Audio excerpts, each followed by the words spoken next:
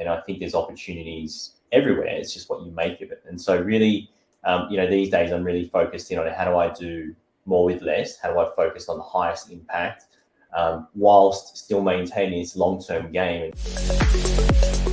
Welcome to the Redefining Sales podcast. If we've not met before, my name's Abbie White and I'm the CEO and founder of Sales Redefined. In the Redefining Sales podcast, we do exactly what it says on the tin. We've redefined sales and what it takes to play a high-performance sales game in the digital age. We get on thought leaders, experts, high-performance sales individuals to share and unpack what have been the keys to their success. And today is no different. Today we have the incredible Winston Wong. Winston is someone who I have absolutely looked up to in the Australian IT industry and has had a very, very successful career. He's also a personal friend of mine, so you'll hear a little bit of friendly banter along the way. Winston started out his career in sales for HP and then has gone on to work for the likes of Avnet, VMware, and now HashiCorp. Winston is now the partner sales manager for ANZ at HashiCorp. If you've not come across them before, HashiCorp offers a unique set of cloud provisioning tools that allow customers to automate workflows between multiple clouds. And it's really, really exciting to hear how Winston has changed from some of the behemoth corporates he's worked for to more of a hyper growth, more early stage business, and some of that transition as well. One thing that's really interesting for me and why I asked Winston to be on the podcast today is we've had a lot of the same clients in the industry. And whenever I've worked with some of his clients, they've always said to me, I want to do that because I want to do that for Winston. And it's more about him personally than the business. His reputation in the industry is absolutely faultless and solid. And again, I've heard nothing but great things. So I really, really want to unpack as to someone that I've just heard spoken of and thought of so highly and has always been a consistent overachiever and high performer in sales. I really want to unpack some of the magic about how he does that and what are some of his go-to sales strategies and tactics. So you'll be hearing all about that in the episode. You'll also be hearing about some of Winston's advice for those who might be new or growing their career in sales, as he often does some mentoring for individuals too. So finally, before we get stuck into that, if you have not subscribed to Redefining Sales podcast, what are you doing? Make sure that you subscribe now so that you never miss an episode, and feel free to share it with your friends, colleagues, and anyone else who you think might enjoy our conversation. So without further ado, welcome to the podcast, Mr. Winston Wong. Welcome to the Redefining Sales podcast, Mr. Winston Wong. Thank you for joining us. No problem. Great to be here and thanks for the opportunity. So I am super excited. Winston is absolutely one of my favorites in the IT industry. We're not allowed to have favorites, but I do. And I want to unpack some of the magic that Winston brings to the sales profession, because I've observed and watched him in action and definitely been inspired. So I want to unpack some of that in the conversation today. Now, before we get there, I want to start out with just a little bit of a backstory, because I'm always curious as to how people landed in sales. Most of us at school didn't say, hey, when I grow up, I want to be in sales. So can you fill in the gap for us? How did you find yourself in sales? Well, to your point, I didn't think I was going to land in sales either, early days. But yeah, it's quite an interesting journey, but also a very boring one. And I say that because I just landed where I am just because I just followed, the opportunities ahead of me. A little bit of a backstory. So I graduated from the University of Tasmania, grew up in Tasman. My parents, typical Chinese parents had a restaurant, and we were part of the local community. And after school, we'd sort of go back to the restaurant and be part of the restaurant as a family business. But yeah, so graduated University of Tasmania. Moved to Sydney basically the Monday after my last exam. I was so keen to get out and into the workforce. Met up with a couple of recruiters and they said, hey, you got a Bachelor of Computer Science and Commerce as a double degree. What do you want to do and where do you want to work? And so I sort of thought about some of the, just some of the brands that I'd like to work for, and HP, Cisco, Dell, IBM was sort of the brand that sort of came to mind. So I was sort of through him at the recruiter. And one day he just called me and said, "Hey, Winston, got a great opportunity. It's nothing too exciting, but it's a foot in the door with one of the companies that you mentioned." And I was over the moon. So rocked up in a suit and tie and went to reception and realized that I was in the mailroom for about 4 weeks on contract with HP. And so that was fun. That's where it all sort of started. And as I did, got to know people around the HP office, delivering their mail and a lot of their parcels. Got to know some folks who then ended up getting me a job in HP Financial Services as a customer services officer. So nothing salesy yet. And then somehow landed in the asset recovery business, which was a part of HP Financial Services, dealing with all of the laptops and monitors and PCs and even server equipment that were coming off lease. And so I found myself dealing and selling secondhand, basically end of lease assets to brokers and dealers across Asia Pacific. And through that process and just I guess working through the HP office, I found myself in a lift with a greater HP business and ran into a sales manager there recruiting for a sales cadet for their commercial sales business. And that's where it kind of started. Yeah. See, I love that. I only found out that story about 2 weeks ago, even though I've known you years. And what I love is I think it screams one of the things I love most about you in terms of the sales profession is many people could have just got that. Many people would have said no to that role in the mail room. And I think it shows, the hustle, the graft that, you've got, whatever the right term is there. And second, your ability to leverage relationships, not just deliver the mail, but start a conversation, build a connection, build a relationship, make an impression that then you could go on to open those doors. And I actually want to unpack some of that later, because as an outsider, I think that's one of your superpowers. And I think that shows in that story. Thank you. It's probably the nicest things that you've said about me, but I don't give compliments easily, Winston, with you, because I've got to make you work for it. Thinking back, if I knew it was in the mailroom, would I have rocked up? Like I don't know either, right? So to my earlier point, I've sort of taken it as it comes, just rolled with the punches, and somehow landed here at HashiCorp. So talk to us about HashiCorp, because that's actually quite, it's a big move actually. And it's one that I think is super impressive, that you left VMware recently and went to HashiCorp, which is more of a hyper growth business, sort of earlier stages than obviously the behemoths of HP and VMware. So talk to us about that decision, because it's a big decision as a sales professional when you go to something that's more in that startup hyper growth mode. Mm-hmm, mm-hmm. Yeah, definitely. So, I started off with HP as a vendor, right? In the server and storage space, probably my real first kind of sales gig.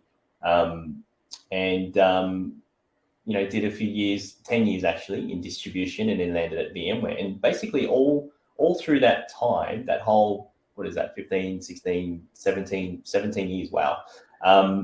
Through that 17 years, it always been around the data center, private cloud, server storage, virtualization. And basically I got to a point where I thought, there's all this talk about multi-cloud. There's all this talk about, the hyperscalers, the Amazons, the Microsoft, the Googles of the world. What's the next big thing? Because I feel like I kind of missed the boat with the hyperscalers. And then I was thinking, what is the next best thing after that? And spoke to some industry peers, did a little research, and this whole market or notion of DevSecOps seemed to be the place to be. That was making some moves and really at the core of multi-cloud. And so just decided to make a move. I figured I always wanted to work for a much smaller organization and be a part of that early journey, have the opportunity to contribute, build. Just really be able to look back one day and say, hey, I was a part of that journey. And it's a really exciting time and a really exciting place to be with HashiCorp. And it's a whole different ball game, but I'm learning every day. And I love that because I think, I know myself when I left IBM and you leave the brand name of IBM behind you, that love it or hate it, it starts a conversation, and you go to then a name that perhaps is not quite as well known. It's hard as a sales professional. So I love that you've sort of taken that step to be part of that journey. And I'm going to have to unpack with you a little bit about that later on. Sure. Before I go there, I actually just want to finish off our conversation around like early stage into your sales career and so on, because I know that you mentor a lot of grads or a lot of people who are new into the sales profession. What advice do you give for people who are early stage into the sales profession? Interesting question. Probably a couple of things to unpack there, but if I think back to the conversations with some of these people that I've spoken to or worked with, I guess, the biggest piece of advice is advising them to just be presentable. Be well prepared, respectful of other people's time, whether they're customers or not. And, I was given the advice early days in my career. In fact, someone at HP sort of gave me the advice and said, look, 50% of the job is turning up and looking presentable. You don't have to be, suit and tie, right? Especially these days, but just be, well-dressed, professional, presentable. That's half the job done. The other 25% is being really well prepared about who you're meeting with, or, what you're looking to get out of the meeting, or what value you can bring to the individual that you're meeting with. And then the other 25% is really just being providing stellar customer service, being really attentive, and to the point where you're just really pleasant to deal with. And that goes for, internal customers, i.e. your colleagues or your managers, or just anyone in life that you deal with, whether they're customers or not. Just be really pleasant to deal with, and they become, sort of raving fans of you as an individual. And it just stems and grows from there. Yeah. And when I was at IBM, I had very, very early on, we had some training with a lady who walked in the room and she just looked like a powerhouse, and you couldn't help but look at her because you're like, wow, who is this woman? And she took off like the big chunky bracelet. She took off the big chunky necklace. She took off her suit jacket. And suddenly she just looked, in terms of her image, it wasn't as sharp. She just didn't look quite the same. And she went around the room and said, when you first meet someone for the first time, what do you notice? And some people said, if they bite their nails, I really notice that. And other people said, if they got dirty shoes, I noticed that. And other people said, the half-eaten Bic pen, I noticed that. And it was kind of like, what do you notice? And it just gave a massive level of awareness, to your point, around actually how you show up and how you are professional and presentable. We all know that as humans, we make judgments and an impression in the first couple seconds. And so how much that counts. So I love that that's one of your pieces of advice for people starting out, because I think it's almost, it's the basics, but it's undervalued. Yeah. Just keeping it simple, right? I think, technology can be learned. The products and the solution that you're selling, all of that can be, picked up in 30, 60, 90 days, right? With a level of, self-training and research, and, everything is available on the internet these days. But yeah, those fundamental skills I think were really important. They certainly worked or have been working for me, and I continue those principles today. And yeah, that's what I share with anyone that sort of comes to me and asks for advice. And I want to build upon that, because that's maybe for people who are just starting out in their career. Big beastie question for you. If you look at, I'm not going to go easy on you, Winston. I never would. If you look at, sales in IT is a really competitive game. And if you look at high performance sales, statistically, it's actually under 50% of people who are actually overachieving their target. And obviously you've been a consistent high performer for your whole entire career. What do you think some of your keys to success are in terms of playing a high performance sales game in what is a super, super competitive industry? What do you think are some of the keys to success? Ooh, that is a beastie one. Again, if I think about it, what's core to it is just maintaining. I love building relationships as a starting point. I love making it and keeping it personal, and I love working with like-minded people, so that it doesn't just become a business transaction. It becomes a long-term strategic relationship, and it could be me providing advice, it could be them providing advice to me, and that's typically how I maintain sort of my customer, partner, friend ecosystem, right? And so in this current world where, to your point, it is very competitive, it's a race to the bottom from a margin perspective, and everything's available online and information's readily available. It is really a cutthroat environment, and I think what makes the difference comes back to what I mentioned earlier, is about that stellar customer service, and that trumps everything, right? I think when we think about our personal shopping experience, if something's listed for $100 and you like the product, you'll pay $100 for it, as long as you get exactly what you pay for, right? Nothing less. And at times you might get something more, which you're happy and grateful with. But just the fact of getting exactly what you told you're going to get and what you paid for, I think, speaks volumes in terms of just basic 101 customer service and setting expectations. So, I always strive to over deliver. Again, it's that follow up and that follow through process. And I think a lot of my partners, clients, a lot of folks in my ecosystem just continue to stay engaged with me, I think, for those merits. I would like to hope, I think. Yeah, and I actually want to draw on that, because as an outsider, and obviously I've worked with some of the same clients as you, we've worked in a lot of the same circles. If I had to put up, in my opinion as an outsider, what is Winston's superpower, I think it is that building relationships and that over delivering. And what's been interesting for me is when clients have said to me, I want to do that because I want to do that for Winston, not for HashiCorp, VMware, Avnet, whoever it might have been, but I want to do that for Winston. There's that real personal connection. And what I've also noticed there is sometimes you'll do things strategically to build the relationship that actually aren't in your best interest that day or week, because it might be a long-term gain, but you've done it. So talk to us and expand on that around how, because I think that's really powerful, right? A lot of salespeople are known for just turning up when there's a deal to be had and then buggering off and not doing that. So talk to us about, I would argue in the industry, you probably are the best I've ever seen of building those long-term relationships, over delivering, doing what you say you're going to do. So talk to us about that. Where do I start? I'm used to me giving compliments because we're friends as well. So normally I just give him shit. I'm just, I don't know what to do with that, but I'll take it for now, Abbie. Look, I think it just comes back to, how my journey started, and, a lot of things you sort of picked up early on as well, is I've just, rolled with it, just been a really good human being, had a lot of empathy, and I guess naturally I somehow like problem solving and gravitate towards problem solving. And, I genuinely care about the people that I work with. I genuinely care about the people I deal with and the customers. And I want to make sure that they get a good experience. And it comes back to that raving fans, right?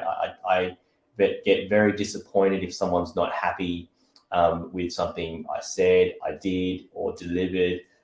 So I don't know. It's just in my DNA to do that. And but again, as I said earlier too, is I like to, I like to stay friends, stay in contact with my professional network as well. And, I love the fact that you've met some of our joint clients, or that we've both worked with independently. And I love to hear the stories when they tell me of when I helped them, when I saved them on a particular deal, I helped them win a particular deal, or even just that experience when we've gone on, vendor rewards trips together and shared an experience. Like, I don't know, for some reason, maybe I'm a little bit odd from that perspective, but that's the stuff that sort of gets me going, gets me out of bed, is how can I engage with someone and give them a fantastic experience and help them along the way as well. I think there's, again, outsider observation. I think there's also the trust there that, if Winston says he's going to do it, he'll do it. And again, that's basics, but often a lot of people don't stick to their word, or they can't stick to their word because actually there's barriers and red tape preventing them. But as an observation, I think two things that I'd love you to tap into. One is around, I think you play the long-term game. You're not just there for the quick win and the deal and then bugger off. And I think you also are very good at, if you ever say to me, you're going to do something, I pretty much know that's going to happen. And I want to flip the question around the other way. What are probably the top common mistakes that you see? And I ask you these questions deliberately because you mentor a lot of people new to sales. So I think it's kind of quite interesting to see some of your observations through doing that. So what are some of the common mistakes that you see? I guess the obvious ones which most people would see for, I guess, newbies coming to the industry or just starting out a sales career is that, they're always looking for that silver bullet.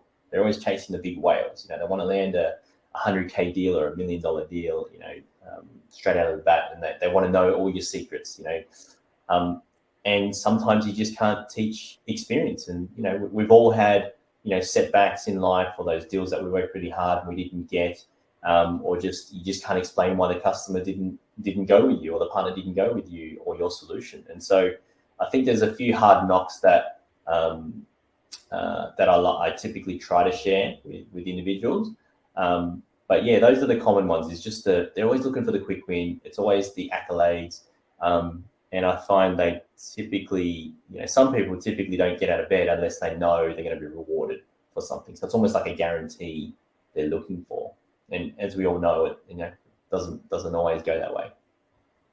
That's interesting. One of my favorite quotes I read once, which I'm probably going to butcher, is something like, I can show you 100 ways to find one deal, but I can't show you one way to get 100 deals. And that's the concept of the silver bullet. And it's so true. There's no one magic thing that is just going to solve world peace. Totally right. And, even so many years in the industry and the different companies I work for in different roles, right? I think, there's always an element of always continuing to improve your game. And there is a notion that there's only so much time in a day, and you got to focus on the bigger returns. And that's probably one of my challenges is, as you probably picked up, I don't like to say no often. And I think there's opportunities everywhere. It's just what you make of it. And so really, these days I'm really focused in on how do I do more with less? How do I focus on the highest impact, whilst still maintaining this long-term game and staying connected with industry peers and customers and partners and now alliances, as my role is basically everything and anyone. Yeah. And I think that's really key, actually, that I read once that Warren Buffett and Bill Gates were both asked, what's your key to success? And they both wrote down focus, and they turned over a piece of paper and both had the same answer. And I think as salespeople, and I've struggled with this in my career, still do, is that you get the shiny toy syndrome and you want to run after the shiny toy. So I think sometimes it's hard bringing in that disciplined focus and go, right, where right now has got the highest potential and the highest propensity that I need to stay really, really focused on. Yeah, definitely agree. And it depends on the company, the solution, and what you're selling, right, has an ultimate impact. I mean, in my previous roles, it was focused on building a brand, driving a volume strategy, and getting the word out there. And so you probably noticed I was quite active on LinkedIn and social media. These days it's less about volume, it's higher value, it's doing more with less partners. And so I've sort of dialed back the social media a little bit, and I haven't been as active, but focused on just what content is going to be impactful and get cut through, and also hitting the right audience as well, being very targeted and focused. Yeah. Actually, I want to talk to you about that and talk to you about LinkedIn, because one thing we're noticing at the moment is there's a lot of people who are in sales, particularly in this industry, and they've not necessarily got comfortable with LinkedIn. So they might just do like a share, which we kind of often say is kind of the lazy option, when it's just literally share, that's it, no comment, no nothing. And a lot of people, it can feel like putting themselves out of their comfort zone. Mm-hmm. I would actually consider you're very good at doing stuff on LinkedIn, and also even just embracing new things to do. And I want you to tell us the story about when you featured your dad and your daughters for a VMware campaign. And then I want to tap into what your experience of LinkedIn and leveraging it. Yeah. You hit a soft spot, right? So that video with my kids and my dad was, quite special. A number of reasons. One is that, he was diagnosed with terminal cancer, and he actually sadly passed away 5 months after us shooting that video. But I guess the more funny side of things we like to focus on is that he had no idea what I did for a living. In fact, him and Mum would tell friends and family that I sold computers and I fixed computers, which was very different to what what we actually did, or what I actually did. And I, even after shooting the video, I still think he had no idea what I did and what it was all about. It's become one of those assets that we're going to treasure forever, right? And the funniest part of it wasn't fun at the time, it was quite stressful at the time, but I think I agreed to shooting the video with the VMware marketing team maybe a couple of days beforehand, and it was quite a busy period. And so, I'd almost forgotten, and all of a sudden this film crew rocked up at my doorstep one day, and we sort of came up with a script on the spot, and I had to find all my VMware merchandise and somehow fit it in so it didn't look ridiculously tacky. And yeah, it was just a great experience looking back at it, making the video, really, really happy with how it turned out. It certainly generated the objectives and the metrics that the marketing team were looking for. So, I was glad I was able to do that. And just a great memory, probably one of the greatest memories that I have as a result of being able to sort of bring, what I do and the family, and the situation with my dad at the time. So, yeah. And I think for anyone who hasn't seen the video, it was promoting VMworld, I think.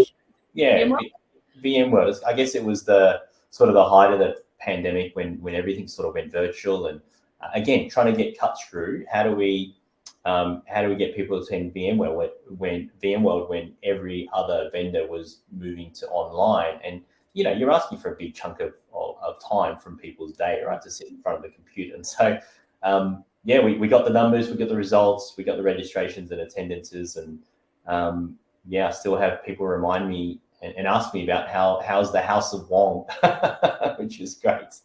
But I love it because what it was personal, it was different. It wasn't just you could have just posted on LinkedIn, come to VMworld, and it would have been the same.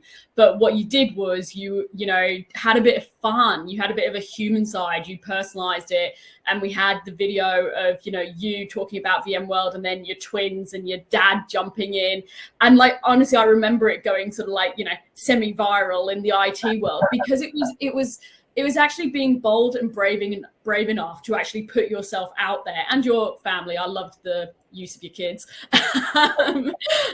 to do something a bit different, and it stood out, and that's why it worked. So I really love that you are willing to embrace things like that, and try something a bit different.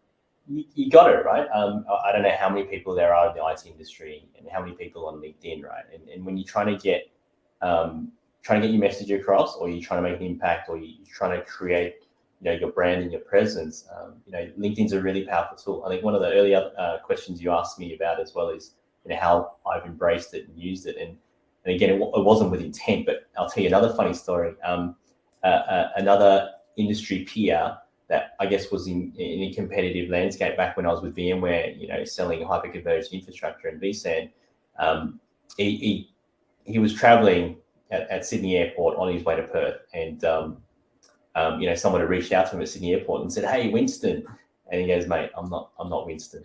And so that obviously upset him a little bit. And then he landed in Perth for an IT conference or seminar that they were involved in, and he landed, and the lady in Perth rocked up and said, "Hey, Winston, good to see you back in Perth again." And so I think he got pretty upset at the time, but he actually he found it quite funny, and I guess it came back to that presence on social media and building that brand is, that Asian guy that sells hyperconverged infrastructure. You're now famous, Winston. I'm going to ask for your autograph next time I see you. I didn't realize the level of fame you'd now reach. But I like what you just mentioned before, that you have now so you've embraced social, you're prepared to do something different, you're prepared to put yourself out there, but now you're being quite selective around, is this going to add value to the audience? And actually, as sort of an insight from us, that's what we're seeing working now. We adopt the Julie Masters approach. If you've listened to that podcast episode of, it's got to be a keep it or a share it, what you're sharing, someone's got to go, oh, I'm going to keep that somewhere safe because that's really useful, or, oh, I'm going to share that with a colleague because that's really pretty interesting. So I like the fact that you're now changing your LinkedIn approach to be, by the sounds of it, a little bit more selective. Yeah, very much so. Sorry, I wouldn't say selective. Just I'm just really conscious about what I put out there. Obviously, it's my brand as well as HashiCorp's brand, and it's a different sort of partner and customer ecosystem that I'm trying to engage with too, right? So what is of interest to them? What is going to be impactful, and what's going to sort of rise above all the noise? Yep, and I like that you also how you're building your personal brand, because I think in sales now it is a personal brand game. Very much so.